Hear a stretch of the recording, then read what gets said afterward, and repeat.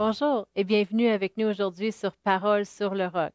Aujourd'hui, nous allons parler à propos de qui Dieu vous a créé pour être, parce qu'il y en a beaucoup qui vont essayer de trouver leur identité dans qu'est-ce qu'ils se font dire toute leur vie. Toi, t'es comme ci ou t'es comme ça, ou des fois par l'école, la façon qu'on est traité, par les autres autour de nous, par notre métier. Mais vraiment, la fondation de chaque croyant devrait être en la parole de Dieu, qui Dieu nous a réellement appelés pour être. Notre identité se trouve en lui et le plus qu'on s'approche de Dieu, le plus qu'on passe du temps dans sa parole, on va réaliser qui vraiment Dieu nous a appelés à être. On va réaliser des dons, des habiletés, des appels. Il va connecter notre cœur au sien. Il va déposer des choses en nous et vraiment, on va apprendre vraiment qui nous sommes. Dans Psaume 139 et verset 14, ça nous dit, je te loue que je suis une créature si merveilleuse. Tes œuvres sont admirables et mon âme le reconnaît bien. Vous savez, les œuvres de Dieu sont merveilleuses. Quand on regarde autour de nous, on voit les fleurs, on voit la beauté de la création autour de nous. On dit, waouh, Dieu est bon. Regarde les montagnes, regarde le paysage. Mais vous savez que lorsque vous vous regardez dans le miroir, vous devez réaliser que vous êtes une créature de Dieu. Vous avez été créé à l'image de Dieu et c'est pour cela que vous êtes si merveilleux et vous devez le réaliser et le confesser. Merci Seigneur que tu m'as créé une créature si merveilleuse. Peut-être au début, vous vous regarderiez avec les yeux fermés. Merci Seigneur, tu as créé une créature merveilleuse. Mais vraiment, c'est ce que la parole de Dieu dit à propos de chacun d'entre nous. On est merveilleux et on a été créé à son image, à sa ressemblance.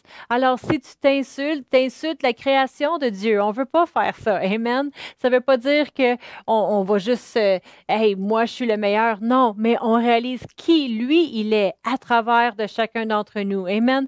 Dans Éphésiens 2 et verset 10, ça nous dit, car nous sommes son ouvrage, ayant été créés en Jésus-Christ pour de bonnes œuvres. On a été créés pour un but, pour une mission à accomplir sur cette terre. Et c'est quelque chose de bon. On n'est pas juste ici pour occuper du temps ou pour, ah, c'est un accident de mes parents. Non, la Bible nous dit pour de bonnes œuvres, pour être une bénédiction envers quelqu'un d'autre, pour faire une différence, pas pour juste passer le temps, non, pour toucher la vie de quelqu'un d'autre. Il y a des gens des fois qui vont dire, ah ben moi je sers à rien, ben moi je suis découragé. La réponse à cela, c'est fais quelque chose pour quelqu'un d'autre et tu vas voir une vie changer autour de toi, les gens changer, les gens commencer à être bénis et ça va faire une différence dans ta vie parce qu'on est là pour faire une différence. Et la Bible nous dit, comme que je disais dans Éphésiens 2, 10, que Dieu a préparé d'avance. Dieu, il te connaissait avant même que tu sois né sur la terre. Il t'a créé pour un but spécifique, pour des bonnes œuvres, afin que nous les pratiquions. Dieu, il nous a créés pour qu'on fasse quelque chose. Vous savez, la vraie satisfaction va seulement venir quand on va commencer à faire le plan de Dieu pour notre vie, parce que c'est la raison pourquoi qu'on existe, c'est la raison pourquoi qu'on est là. Je vois des jeunes, je vois des adolescents, je vois des jeunes adultes chercher longtemps à travers différents métiers, différentes choses pour essayer de satisfaire le désir de leur âme que seulement Dieu peut combler. On est seulement satisfait, entier, complet quand on fait le plan de Dieu pour notre vie. Amen. Et Dieu nous appelle à faire des bonnes œuvres, à faire une différence autour de nous. Dans Proverbe 4 et verset 23, ça nous dit, garde ton cœur plus que toute autre chose. Plus que toute chose dans ta vie, tu dois garder ton cœur, te protéger. C'est quoi dans ton cœur? C'est tous les plans et les dessins et les projets que Dieu a mis là. Pourquoi tu dois le protéger?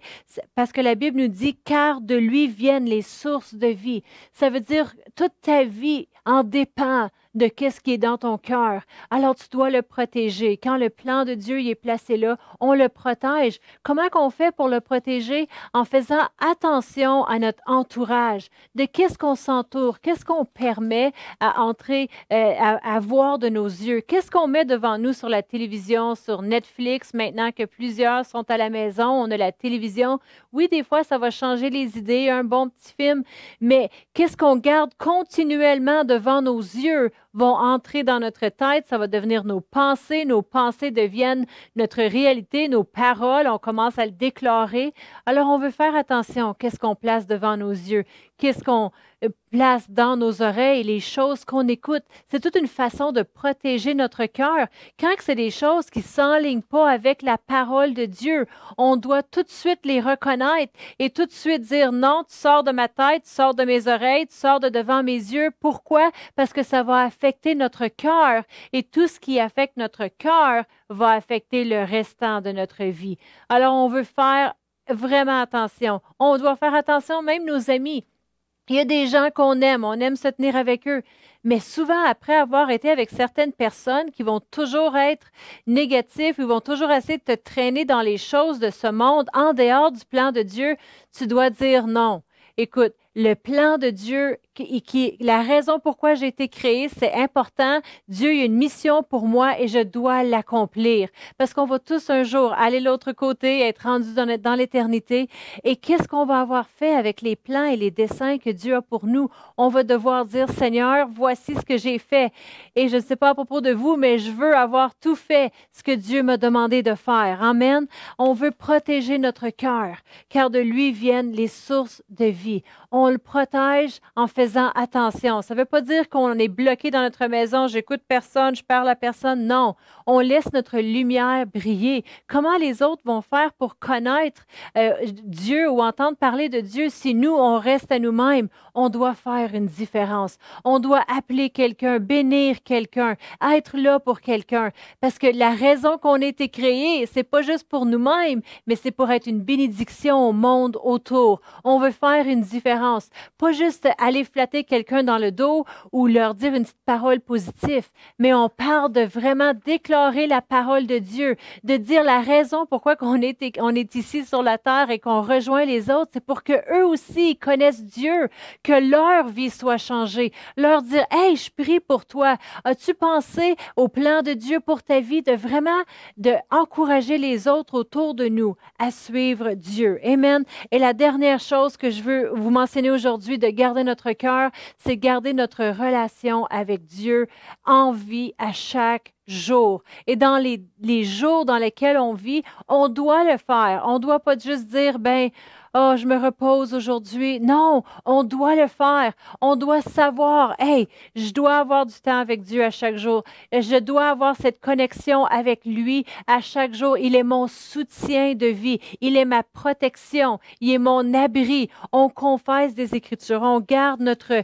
relation avec Dieu en vie. Tu peux être dans la voiture. Peut-être que vous allez au travail, vous travaillez dans une épicerie ou avec les soins des personnes et puis dans votre voiture, vous priez, vous remerciez Dieu de la protection qu'il a pour vous. Vous gardez cette relation-là en vie. Comme ça, lorsque vous arrivez au travail, vous êtes encouragé, boosté et prêt à faire l'œuvre de Dieu partout où vous êtes. Amen.